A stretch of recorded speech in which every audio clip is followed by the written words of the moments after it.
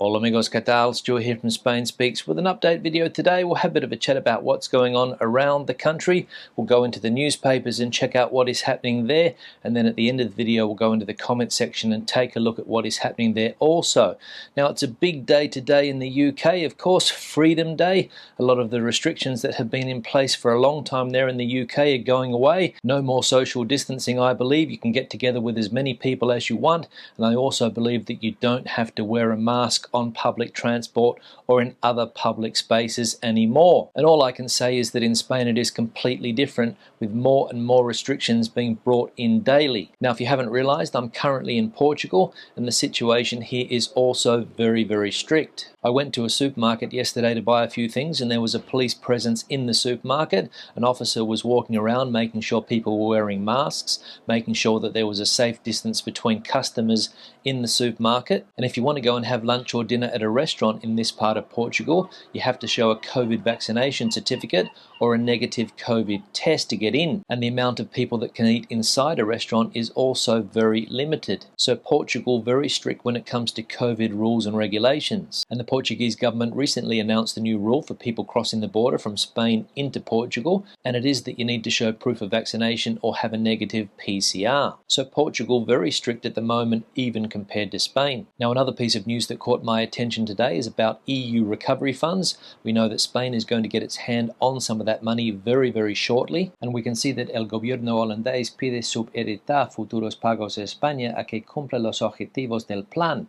No está claro. Hay dudas. So the Dutch government has its doubts. They don't have a clear idea of how Spain is going to spend the money, and they want to put a condition on Spain getting that money that they make the necessary reforms. And the Dutch Prime Minister has promised that he's going to keep a close eye on Spain and how Spain spends the money. So it seems that at least one government in the north of Europe doesn't trust Spain when it comes to spending money. And where does this mistrust come from? Hasn't Spain always spent European money well in the past? That is the question. Now, another piece of news that caught my attention today is in the English version of El País, and it's about tourists in Catalonia not adhering to the restrictions. And we can see the headline here, the curfew in Catalonia that the tourists are ignoring. New coronavirus restrictions went into place in the northeastern Spanish region on Friday, but they didn't stop hundreds of people from coming out to party on the beaches of Barcelona. It's midnight and Lorena is still dancing and drinking in the Paseo del Born in Barcelona. She had gone out to eat with her colleagues from a technology company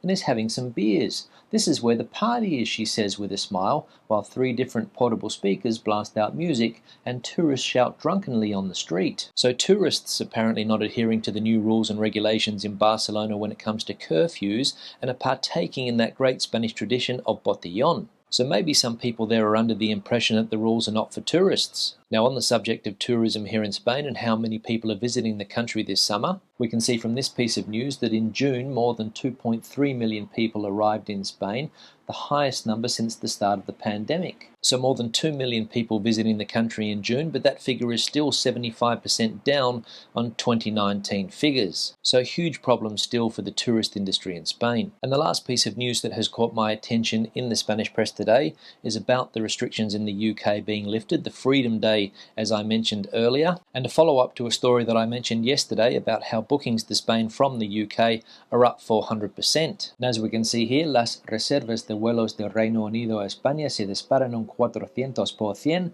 por la eliminación de la cuarentena para los viajeros vacunados. So flight bookings from the UK to Spain are up. COVID cases in the United Kingdom are also up. The Health Secretary in the UK has tested positive to COVID-19, and Boris Johnson and most of his ministers are also in quarantine. So it seems that Freedom Day there is off to a good start. Now let's go into the comment section and check out what is happening there. One here from Dunk. Yo, I can see a few potential crashes on that diagram. Yeah, Dunk, thanks for the comment, obviously referring to that diagram that I showed yesterday on how to drive in roundabouts here in Spain, and it was a little bit confusing, let's be honest. And when you have a look at a diagram like that, it's no wonder that so many people are confused when it comes to roundabouts in Spain. But the basic rule is that you can drive around the roundabout in any lane, but you can only exit from the outside lane. And problems arise when people try to exit from the inside lane, and if somebody's going around in the outside lane, that's when you start to have problems. So fairly simple, you can use any lane to go around, but you can only exit from the outside lanes, if that makes sense. One here from Taraz, I had a lot of issues back in the day with the feminine and male endings with Spanish. I am over it now since other things like COVID and climate crisis seem to be a lot more of a concern. My husband and I wear masks all the time when we go out to restaurants and coffee bars here in Denver, Colorado. Yeah, Therese, thanks for the comment, and that is one of the main concerns for a lot of people when they learn Spanish, the masculine and feminine endings, el niño, la niña, or as some people say nowadays, niñe. I mentioned in yesterday's video that some politicians in Spain want to make the language more gender neutral, and they want to get rid of the masculine and feminine aspect of the language. And as we also saw yesterday, former Prime Minister Mariano Rajoy thinks that that idea is a load of bollocks, and it seems that a lot of people agree with him. One here from Alan. Thanks, Stuart. I find your insights and information on Spain very interesting. As for the UK, suffice to say it is Freedom Day tomorrow with many restrictions lifted. Great news. Oh, by the way, infections and hospitalisations are increasing. The double-jabbed health minister has just got COVID. The Prime Minister and Chancellor of the Exchequer are having to self-isolate for 10 days after initially saying they didn't need to.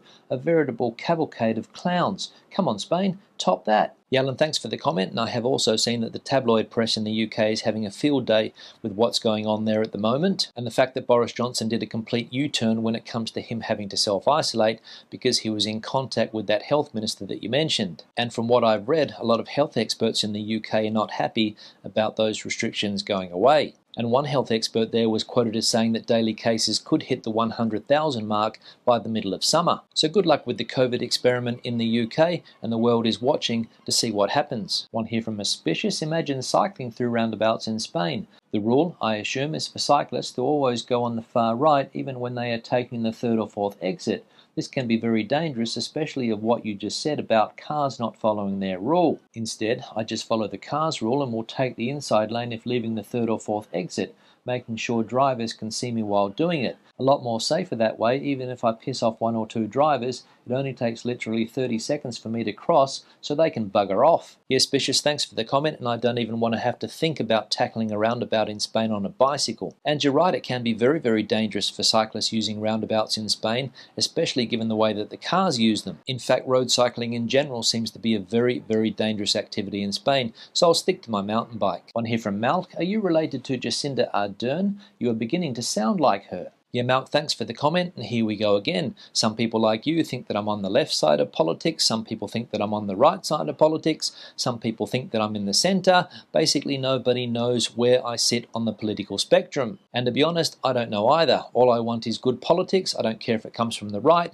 I don't care if it comes from the left, and I don't care if it comes from the centre. And for me to sound like the Prime Minister of New Zealand, I'd have to start using a Kiwi accent, and that's not going to happen. And finally, one here from Steve-O. Well done, you pronounced Leicester correctly. Yes, Steve-O, thanks for the comment, and thanks for picking up on the fact that I pronounce Leicester correctly. In fact, I don't know any other way to pronounce that word. And it's also the same when it comes to my pronunciation of Worcestershire, Gloucestershire, and some of the more difficult places there in the UK to pronounce. And it's very, very difficult as an English teacher in Spain to teach the Spanish how to pronounce those words correctly. And another difficult place name for a lot of people in Spain to pronounce is the capital of Scotland, Edinburgh. A lot of people in Spain say Edinburgh or something like that. On that note, I'll start to wrap the video up. Questions and comments, please leave them in the section below. Debate the situation out as you normally do. Give the video a thumbs up if you liked it, thumbs down if you didn't. I'll see you in the next one. Hasta luego.